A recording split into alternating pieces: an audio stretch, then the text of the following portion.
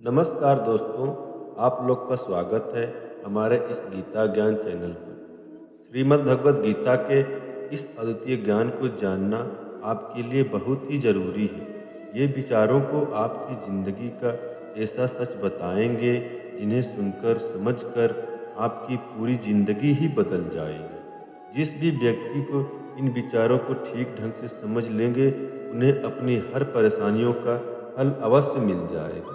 श्री कृष्ण ने कहा है, अगर तुम्हें किसी ने दुखी किया है तो बुरा मत मानो। लोग उसी पेड़ पर पत्थर मारते हैं जिस पेड़ पर ज़्यादा फल मीठे होते हैं।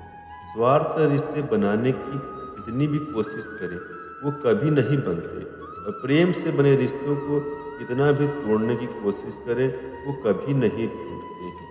अगर व्यक्ति शिक्षा से पहले संस्कार, व्यापार से पहले व्यवहार और भगवान से पहले माता पिता को पहचान ले, तो जिंदगी में कभी कोई कठिनाई नहीं आएगी। जिस मनुष्य ने जवानी में बहुत पाप किए हैं, उसे बुढ़ापे में नींद नहीं आती। श्री कृष्ण कहते हैं कि मनुष्य को अपने मन को बार बार समझना चाहिए। ईश्वर के सिवा उसको कोई नहीं है। परिवर्तन इस संसार का नियम है। कल जो किसी और का था, आज वो तुम्हारा है एवं कल वो किसी और का होगा। विषयों पर चिंतन करने से विषयों की आसक्ति होती है, और आसक्ति से इच्छा उत्पन्न होती है, और इच्छा से क्रोध होता है। क्रोध से सम्मोहन और अविवेक उत्पन्न होता है। जो कुछ हुआ अच्छे के लिए हुआ, जो हो रहा है अच्छे के लिए हो रहा है, और जो होगा वो भी अच्छे के लिए होगा। मेरे लिए न कोई घृणित है, न कोई प्रिय है, न कोई निर्धन है, न कोई धनी है।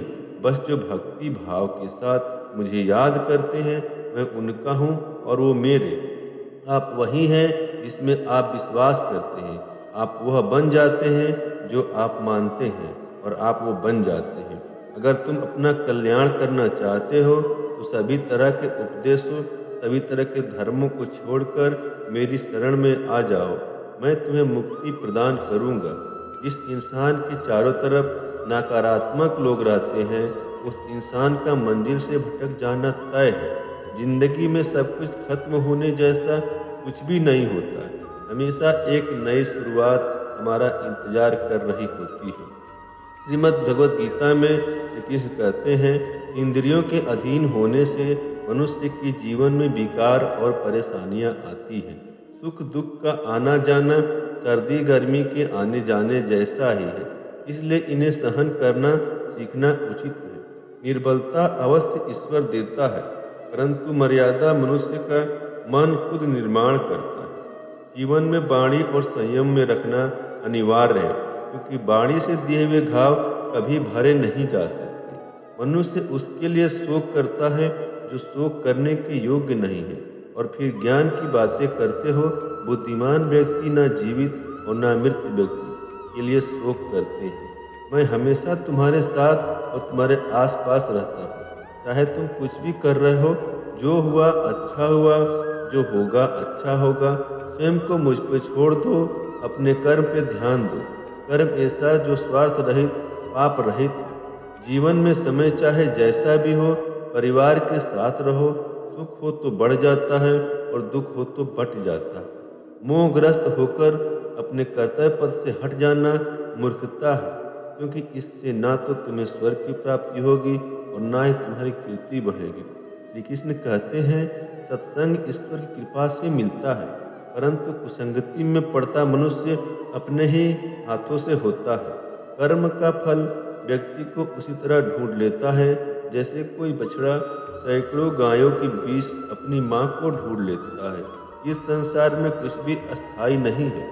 मैं सभी जीवों में विद्यमान हूँ। मैं चींटी में भी विद्यमान हूँ, मैं हाथी में विद्यमान हूँ। मेरे भी कई जन्म हो चुके हैं, तुम्हारे भी कई जन्म हो चुके हैं। ना तो मेरा अंतिम जन्म है और ना ही तुम्हारा अंतिम जन्म है। व्यक्ति कर्म करने से कभी छुटकारा नहीं पा सकता, इसलिए तुम्हें हमेशा कर्म करते रहना चाहिए, क्योंकि कर्म के बिना तुम्हारे शरीर का निर्वाह भी नहीं हो सकता। परिवर्तन ही संसार में अस्थायी है, इसलिए परिवर्तन से नहीं भयभीत होना चाहिए। जो लोग दूसरों की सहायता करते हैं, ईश्वर उनकी सहायता करते हैं। जब यह संसार ही अस्थायी नहीं है, इस संसार की कोई वस्तु कैसे अस्थायी हो सकती है। आत्मा शरीर को वैसे ही छोड़ देती है जैसे मनुष्य पुराने कपड़े को उतार कर नए कपड़े धारण कर लेता है। मन शरीर का हिस्सा है। सुख दुख का एहसास करना आत्मा का नहीं, शरीर का काम है।